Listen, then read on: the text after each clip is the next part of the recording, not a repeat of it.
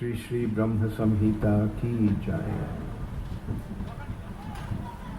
This Brahma Samhita is very important for us because Brahma Samhita gives the essence of Srimad Bhagavatam.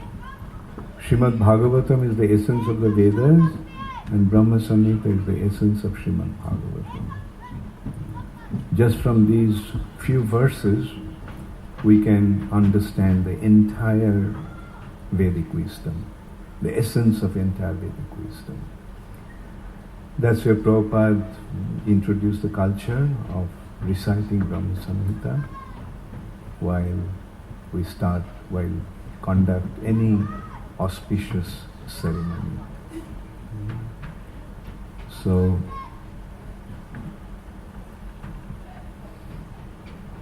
make it a point to read and understand Brahma Samhita properly. Make it a point to understand Brahma Samhita. Thank you. So, we are going to conduct some initiation today. And the Sanskrit word for initiation is Diksha. The word Diksha is a combination of two letters, Di and Ksha. The word Di stands for Divya Gyan. Through the initiation, one receives Divya Gyan. Divyam Gyanam Jato Daddat Kurjat Papasya Sankshayam.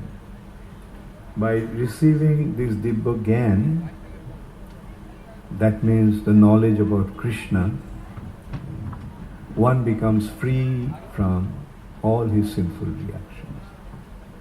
Just as Krishna mentioned in Bhagavad Gita, Sarva Dharman Parityajya Mamekam Sharanam Vraja Aham Tvam Sarva Papebhyo Mokshayishyami. So, Divya Gyan, understanding Krishna and recognizing the importance of surrendering to Krishna, and by surrendering to Krishna, one becomes free from all his sinful reactions. And this Divya Gyan comes in the forms of mantra. The mantras are not sound or words of this world. Mantras are the words from the spiritual world.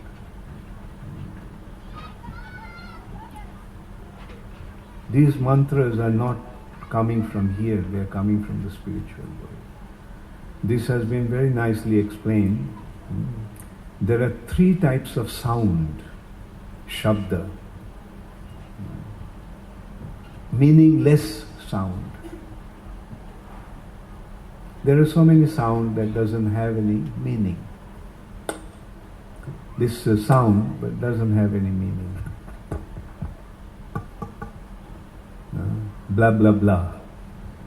Sound, no meaning. But there are words, there are sound that conveys some meaning. Microphone. The sound is giving the understanding of an object. I am feeling happy, conveying some mood, feeling or emotion. So this is how meaningful sound. But those meaningful sounds are revealing the objects and feelings and etc. of this material world. But there are some sounds that are coming from the spiritual world.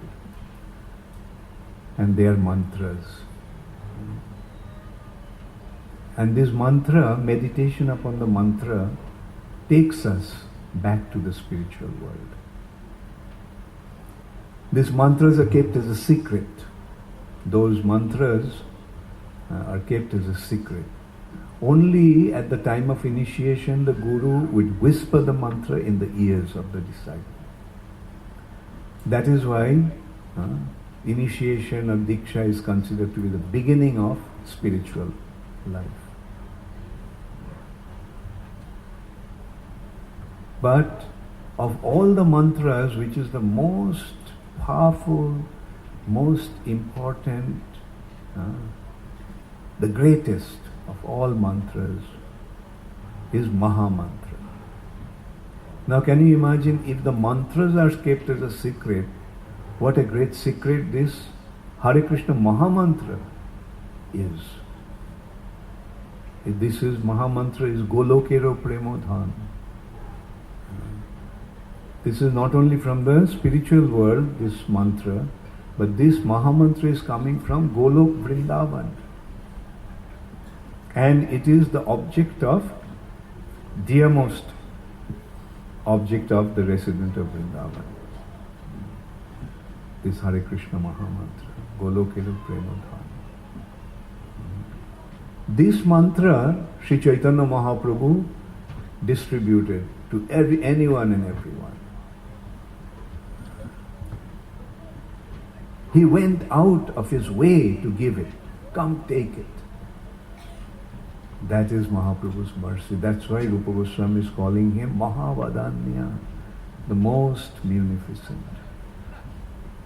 And because Sri Chaitanya Mahaprabhu distributed this mantra freely, this mantra, Hare Krishna Maha-Mantra, doesn't actually need the formality of initiation.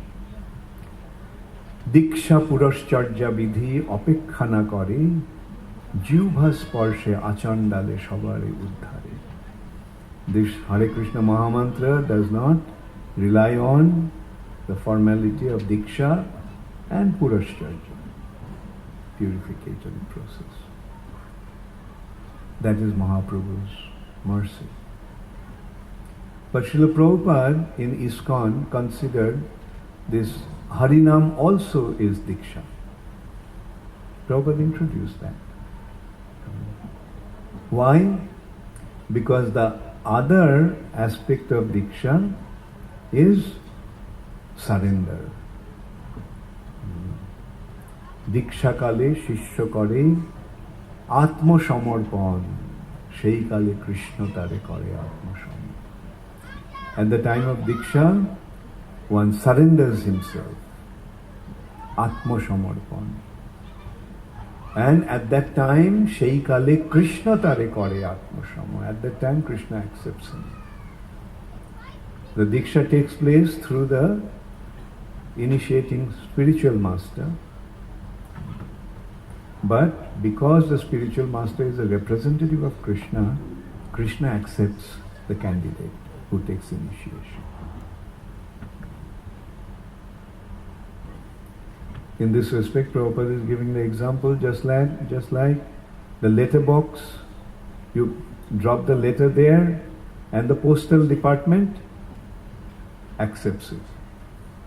Why? Because the letter box is the bona fide recipient of the letters on behalf of the postal department.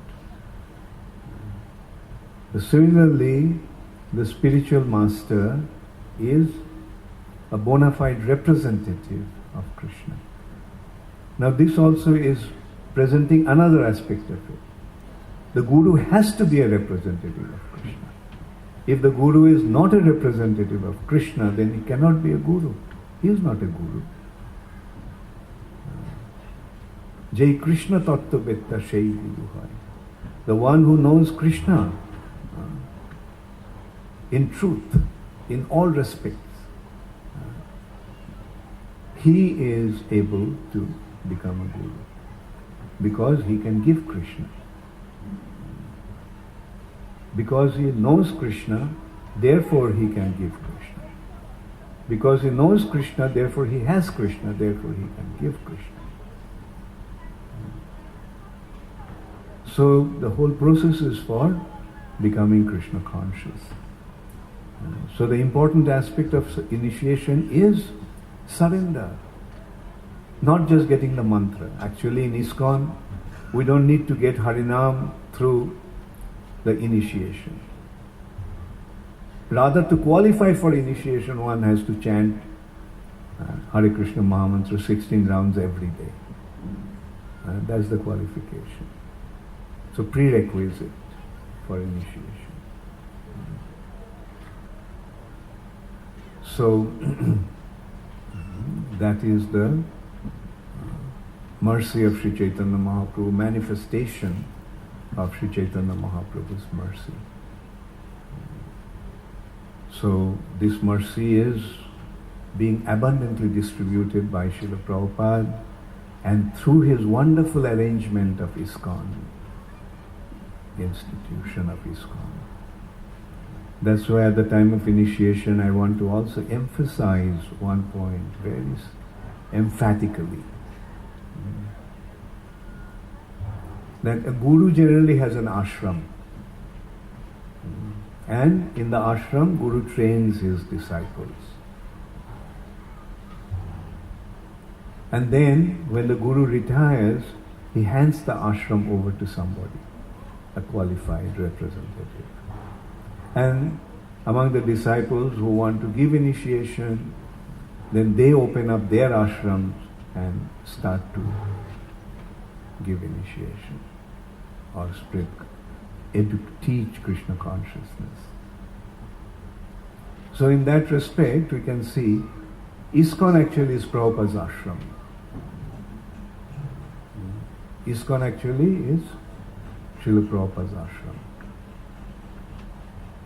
And Prabhupada did not hand over ISKCON, his ashram, to anyone. Prabhupada retained his position as the head of this institution, the head of the ashram, for himself. Therefore, Srila Prabhupada was so emphatic about his position as the founder Acharya of ISKCON. He is the founder Acharya. He is the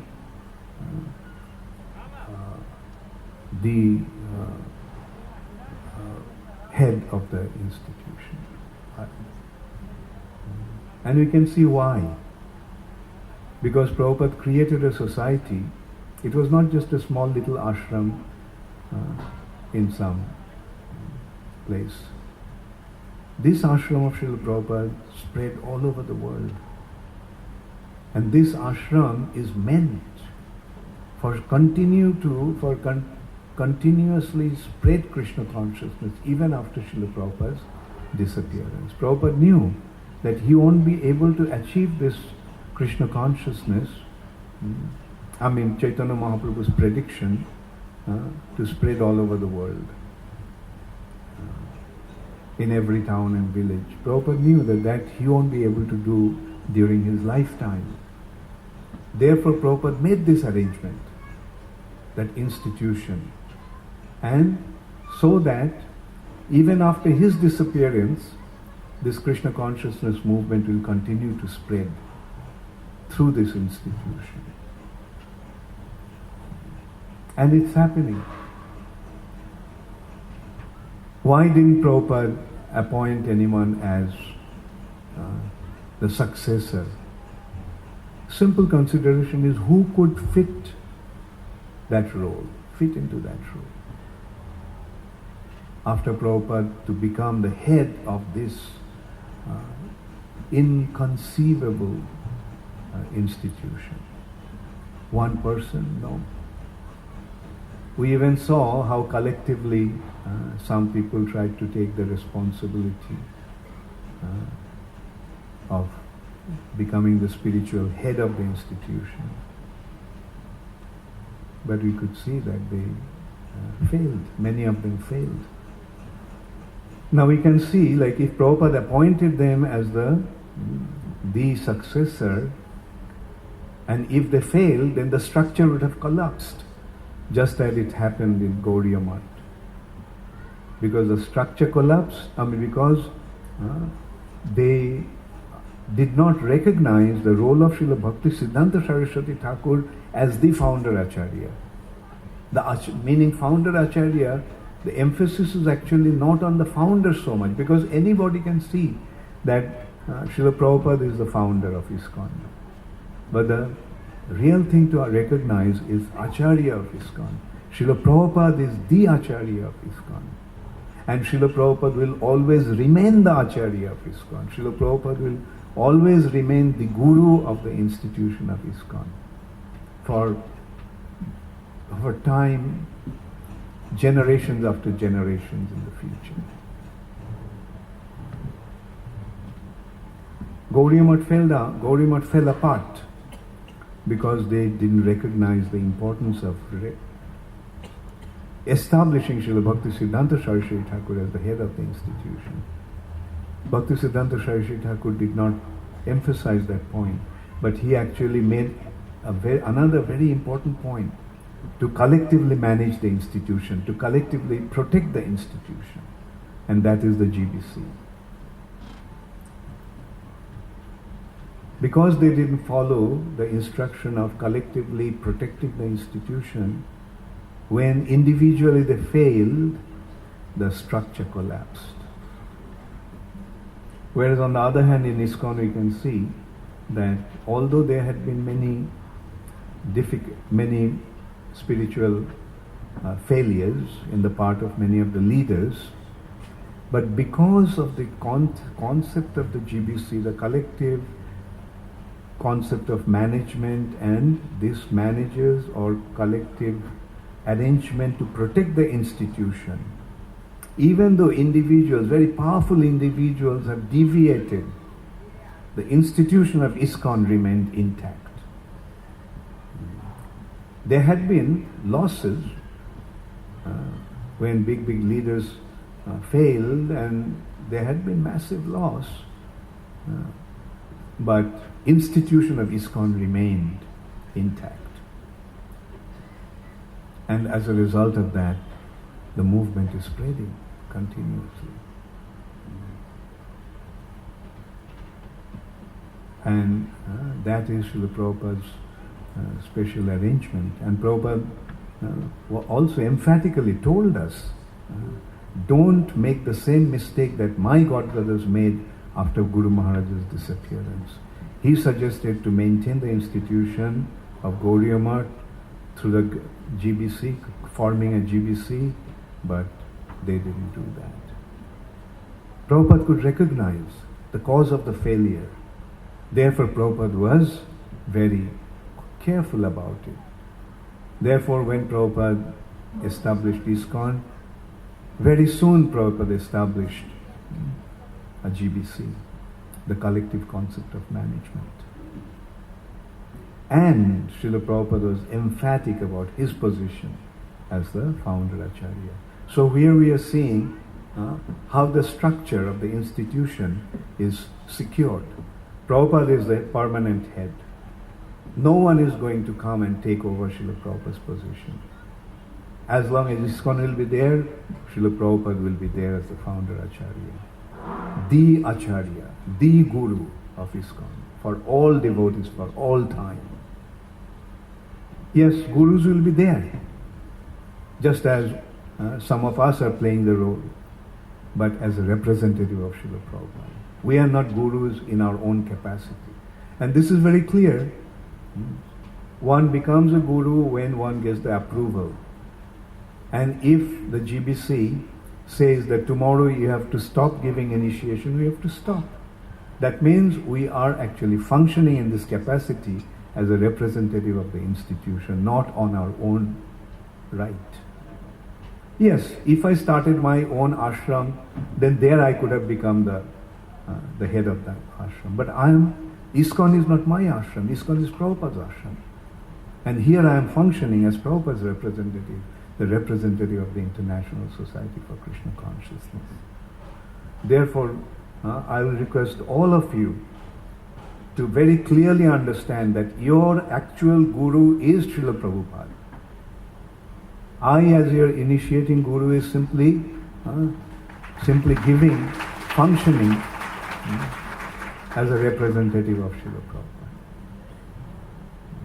And I can tell you, that is going to protect your spiritual life.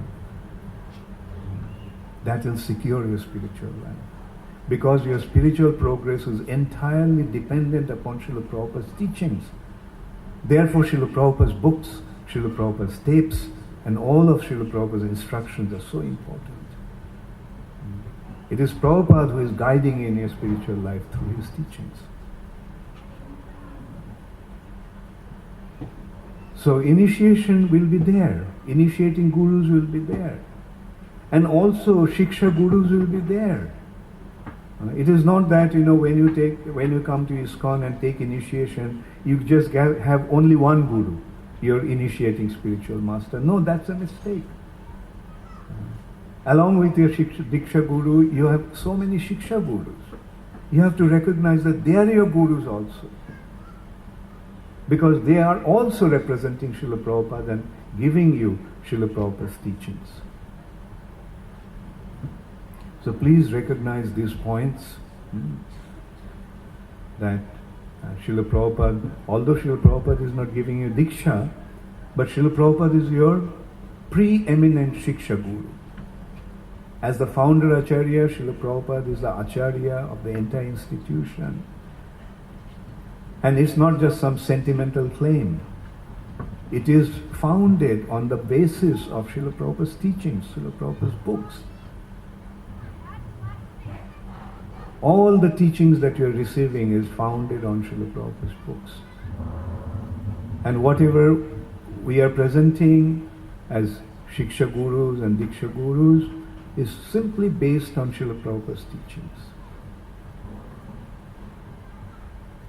So recognizing Srila Prabhupada's position as the Acharya of the institution. And it's happening. Every morning you are worshipping Srila Prabhupada. So what does it mean? Who is your Guru? You are doing the Guru Puja of Srila Prabhupada. Everybody in ISKCON, in every temple, is worshipping Srila Prabhupada.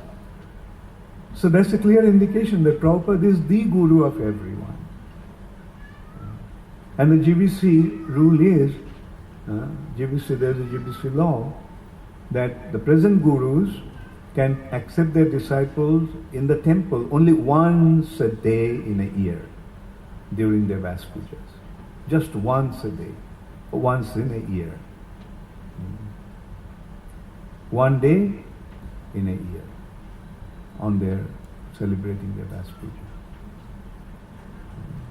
But every day Srila Prabhupada is going to be worshipped. So on this occasion of giving Diksha, I just want to make this point very clear and recognize the importance of the GBC. Who is the GBCs? Of course, there's a collective, they are managing the institution. But there is another consideration. The GBCs are the watchdog of ISKCON. GBC's responsibility is to protect ISKCON. And we have seen how expertly they have done that. Very, very powerful leaders deviated. If there was nothing to check them, then they would have taken a big chunk of ISKCON and gone away.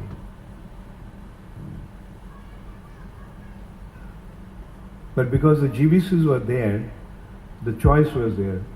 If you want to leave, then go. You are not a part of ISKCON.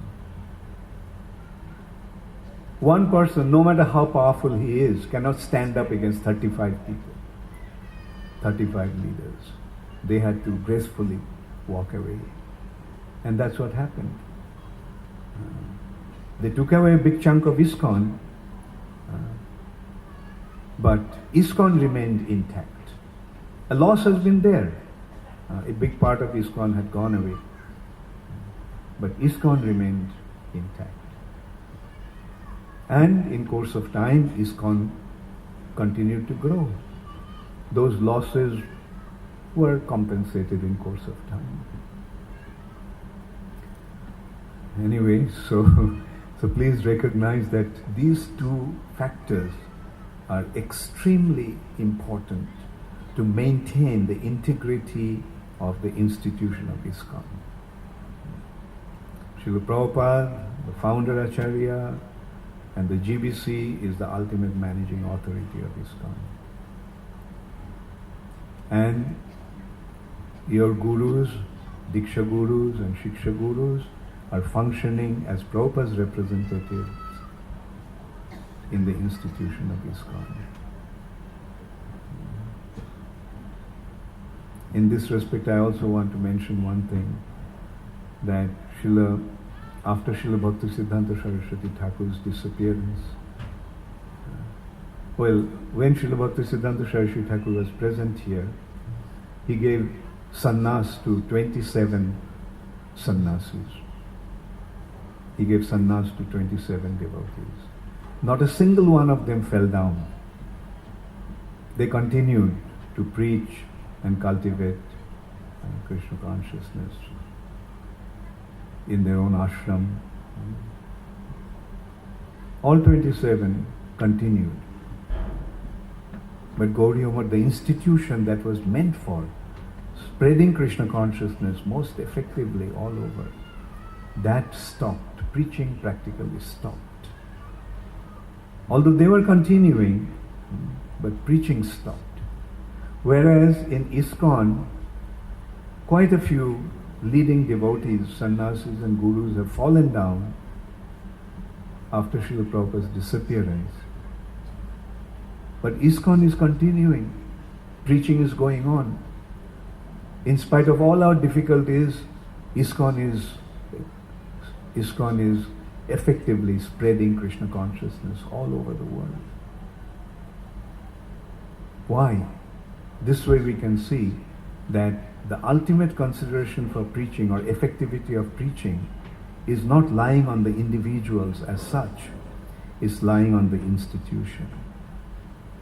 If the institution is intact, Krishna consciousness will continue to spread. If the institution falls apart, then preaching, that massive preaching work that Srila Prabhupada started, will stop. And in that respect, I'll also mention one thing very boldly, that Srila Prabhupada actually revived the spirit of Srila Bhakti Siddhanta Saraswati Thakur through ISKCON. Unfortunately, Gaudiya Math fell apart, but from the ruins of Gaudiya Math, Srila Prabhupada revived the spirit of Srila Bhakti Siddhanta Saraswati Thakur through ISKCON. Therefore, ISKCON is actual Gaudiya Math of Srila Bhakti Siddhanta Saraswati Thakur.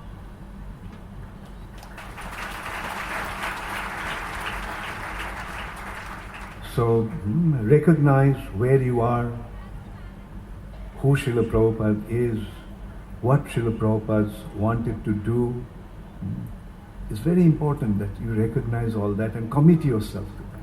You're taking initiation to become a part of ISKCON and become a worthy member of this institution. Thank you. So this is the purpose of your initiation. And I'll also, now I'll question. How many of you are chanting Hare Krishna Maha-Mantra 16 rounds every day? Very good. I mean, among the initiation candidates. Very good. And what is this Hare Krishna Maha-Mantra? Hare Krishna Maha-Mantra is actually representative of Radha Krishna. The Hare Krishna, through Hare Krishna Maha-Mantra, you are getting Radha Krishna. The Maha-Mantra is actually the sound representative of Radha Krishna. With that understanding, you chant the mantra, but there are 10 offenses. When you commit offense to this holy name is not different from Krishna. Jai Nam Shai Krishna. There is no difference between Krishna and his holy name. But if there is offense, then the holy name will not manifest in the form of Krishna. It will be just some sound. Namakhar Bahirai, Nam ko Punai. The syllables are vibrated, but that's not Krishna.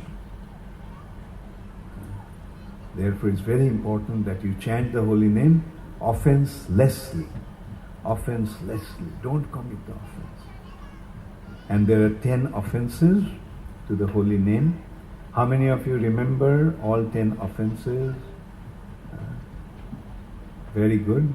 How many of you do not remember these 10 offenses? Raise your hand. Should I take a test? And if you fail, then what will happen?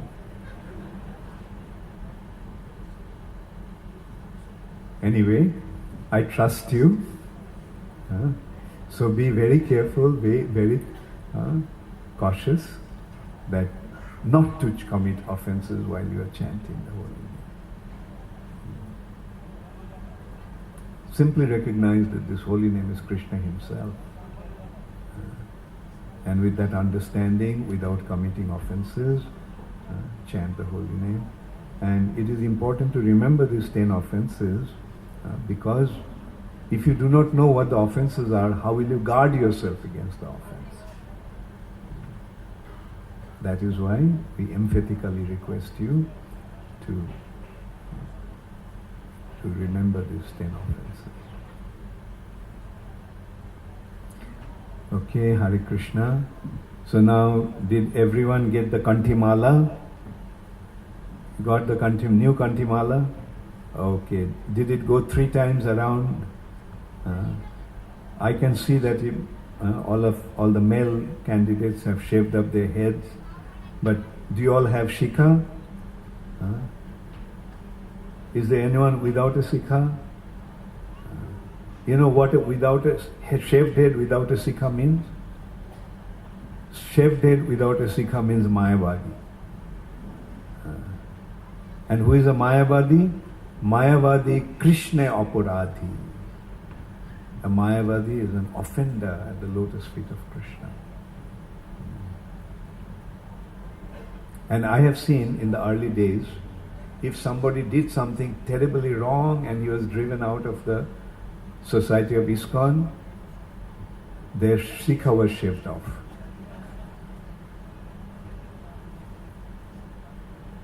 So you can see how grievous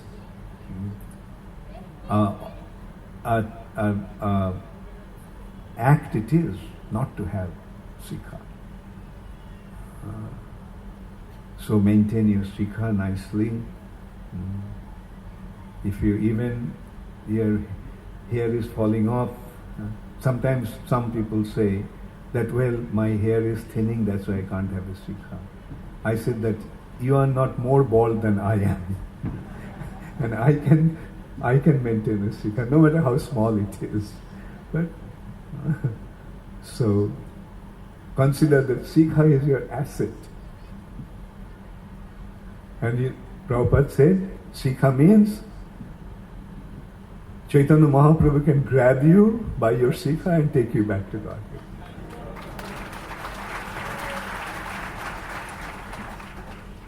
Once when I made that point, one very smart girl in America said, then the women have a better chance. Because you have a small little tuft of hair, but they have head full of hair. So yes, yes, women by nature are more submissive. They make very good devotees. So those who are in female bodies, don't consider that this body is a disadvantage. Rather consider that it's a very, very wonderful advantage. Because you have a natural propensity to love. Now offer all your love to Krishna. Everyone, all of us, that's our business. We have our heart full of love. So our business is to offer all that love to Krishna. That is the meaning of devotion. When that love is offered to Krishna and expressed through some action, that is devotional service, bhakti. So everyone got Kantimala, everyone got shaved head, everyone got shikha. And those who are taking second initiation, do you have the Brahmin thread? in front of you. This is called Yajna Upavita. This Upavita, the Brahmin thread should be there at the time of Yajna. And after the Yajna, you can come to me and I'll give you Brahmin initiation, second initiation. So, did everyone do Achaman? No? Okay. The custom of Achaman, purifying your vocal cord, the passage to speak. Before chanting mantra, before taking a vow, before making a promise, we actually do the Achaman. So, the Achaman, does everyone have an Achaman cup in front of you with spoon? Everyone has Achaman cup? Okay. And so you take the water with the spoon and wash your right hand and then left hand. Then take some water on your right palm and drink it from the base of your palm, saying Om Sri Keshavaya Namah. Wash your hands, take water, drink it by saying Om Sri Narayanaya Namah. Wash your hands, take water, drink it by saying Om Sri Madhavaya Namah. Now you fold your hands and say after me, Om Apavitra Pavitrova Sarvavasthan Gatopiva Jasmaret Pundarikaksham Sa Baihya Abhantaraha Suchihi Shri Vishnu Shri Vishnu Shri Vishnu. Om Apavitra Pavitrava, whether one is in an impure condition or pure. Sarvavasthan, in all circumstances, in any condition. Just Marit Pundarikaksham. One, when he remembers the lotus-eyed Supreme Personality of Godhead, Pundarikaksham. Sa Baihya Abhantaraha Shuchihi. He becomes purified both Baihya, externally and internally. So what's the best way to purify yourselves? Remembering Krishna. Right? That's the best way to purify ourselves, both externally and internally. Of course, make it a point to take your bath and remain clean. Free your mind from all kinds of impure thoughts and impure effects. Keep yourself free from lust, greed, anger, illusion, pride and envy, the 6 enemies, and become very good devotees.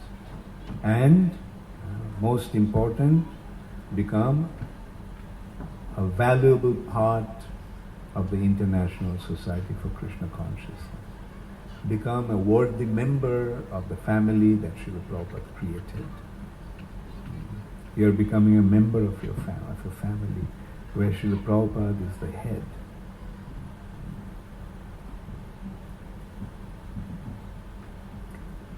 Okay, so Maharaj, you can come here maybe. Bhakti Prem Maharaj.